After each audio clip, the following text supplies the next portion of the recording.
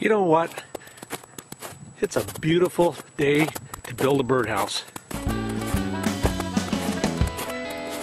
Let's go into Timmy's shop. So, this is our Jenny Wren house. And as you can see, it's built so there's a hinge on the front there. So when you close her up and pound this nail in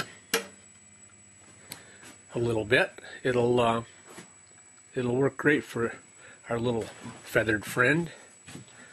And then when you want to clean it out the next year, you can just pull the nail and tip it back and do the clean out. So I'm going to show you how to make this thing. It's a lot of fun, and now's the time to do it. Early spring, before the birds get ready to start building their nests. So here we go. Well, pretty much a birdhouse can be any size. I've found that even a Jenny Wren will get in a great big house, but it's kind of fun to design your own. But I've come up with this design this year because it has the front that tips out so you can clean it. So the first step is to cut out all your parts, and you might want to write these dimensions down. So you cut out the bottom 4.5 by 5 inches. The back is 6 by 8.5.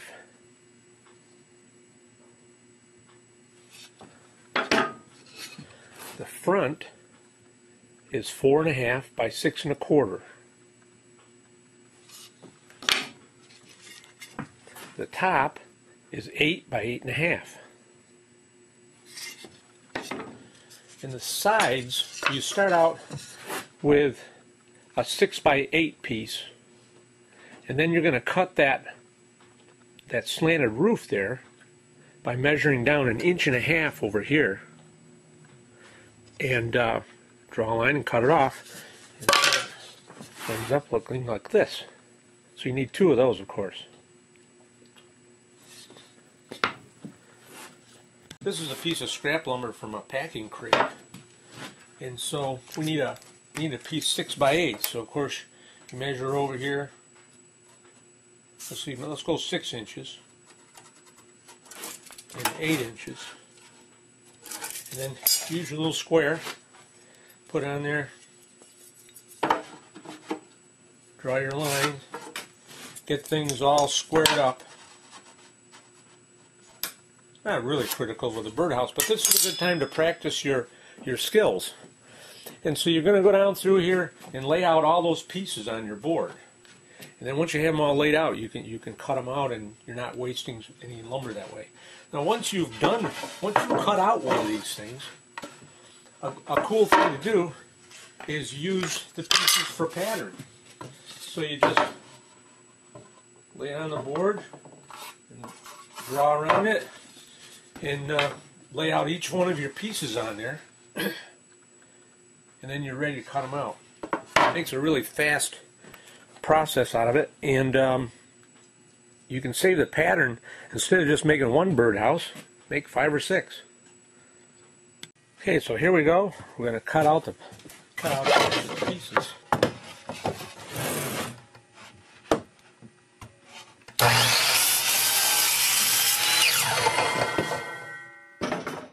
Okay, now we're going to nail this thing together. And like I tell my Boy Scouts, so you can visualize it, stand the pieces up and kind of get an idea where they go. Now this is going to be the front, and so we want that thing to pivot like this, see? So what I do is I go down here and I measure 1.5 inches and put a mark, so that on both sides of my birdhouse I've got the nail at the same height, and then that will that'll swivel. Alright, so we're going to nail that thing on there like that. Now you're going to line it up at the bottom. This is the bottom of your house here, because it doesn't matter. You want an airspace at the top there. Birds have to have ventilation. You don't want to make your birdhouse airtight. Alright, so we're going to get this first nail in there. And when I have my boys building these things, even as young as Weeblo age, 5th grade, 6th grade, I have them doing in teams. So you can have one guy holding the boards while the other one's nailing. All right, and again we're going to line up the bottom here. Okay. Now let's measure down there 1.5 inches and just put a little mark just so you get the nails about the same place on both sides, so it'll hinge.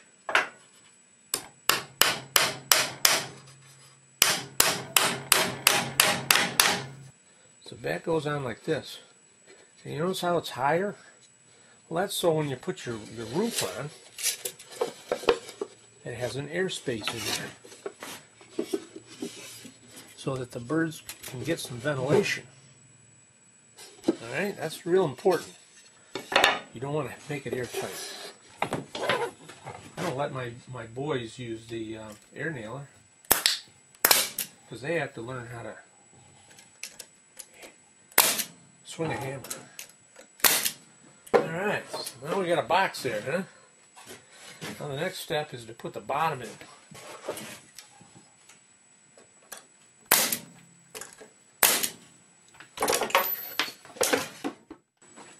So when we put the roof on, you want to put it so it's back like this, because this is going to go up against the tree right here. So your little overhangs in the front.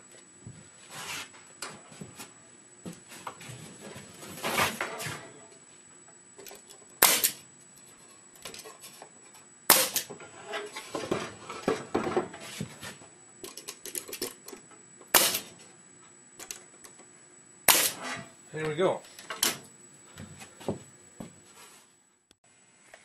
Our birdhouse is 6 inches wide, remember? And so, put a little mark about 3 inches. It's going to be for your hole in the front. And a 1 1/8 bit is what you want. That's the optimum size for the Jenny Wren. I mentioned about the Jenny Wren because they are really a busy bird. And they're a lot of fun to watch in the summertime. So now we're going to drill a hole right there, see?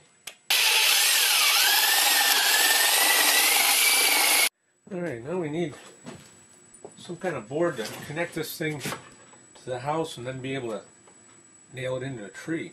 So I just found this piece in a piece of scrap lumber.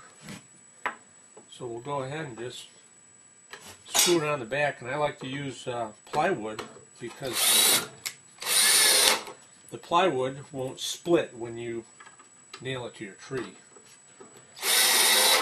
I always tell my boys to try to find a dead tree or